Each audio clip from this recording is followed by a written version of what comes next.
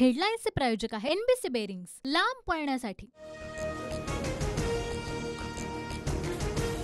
येत्या काळात अनेक प्रादेशिक पक्ष काँग्रेसमध्ये विलीन होऊ शकतात। वैचारिकदृष्ट्या आम्ही गांधी नेहरूंच्या विचारसरणीचे वृत्तपत्राला दिलेल्या मुलाखतीत शरद पवारांचं मोठं वक्तव्य।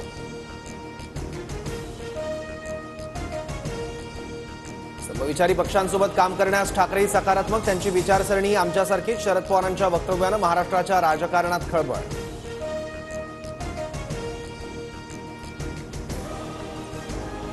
काँग्रेसमध्ये सर्व आधीच विलीन झालेत, फक्त औपचारिकता बाकी। शरद पवारांच्या वक्तव्यानंतर मुख्यमंत्री शिंदेंची प्रतिक्रिया।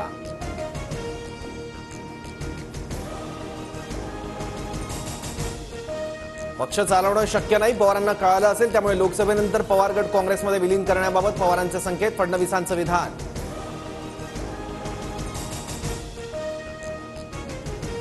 1986 मध्येही शरद पवारांनी पक्षाचं विलीनीकरण केलं होतं। शरद पवारांच्या वक्तव्यानंतर काँग्रेसचा दाखला देत अजित पवारांची टीका।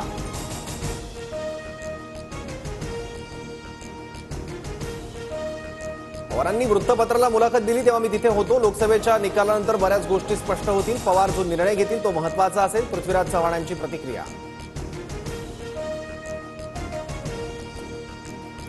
शरद पवारांच्या वक्तव्यात तथ्य। भाजपच्या तानाशाहीच्या विरोधात अनेक पक्ष एकत्र येणार। शरद पवारांच्या वक्तव्याला नाना पटोलेंसह वडेट्टीवारांचा दुजोरा।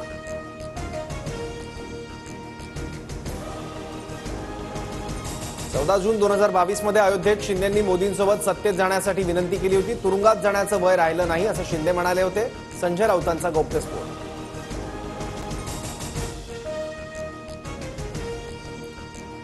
मी तुमच्यासोबत, आपण सर्व मिळून बंड करूया, संजय राऊतच म्हणाले होते। राऊतांच्या गौप्यस्फोटानंतर नरेश म्हस्केंचा दाबा।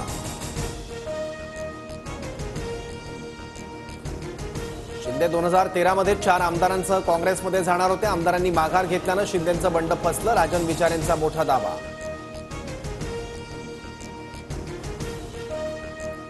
एकनाथ शिंदे आमच्याकडे येणार होते, वरिष्ठांमध्ये चर्चा होती। विचारेंच्या दाव्याला वडेट्टीवारांचा दुजोरा, तर राऊत बरोबर म्हणाले, शिंदेंवर दबाव होता। वडेट्टीवारांचं वक्तव्य।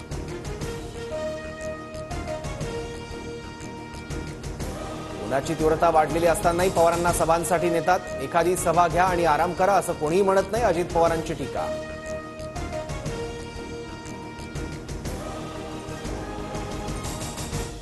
हेडलाईन्सचे प्रायोजक आहे एनबीसी बेरिंग्स, लांब पळण्यासाठी।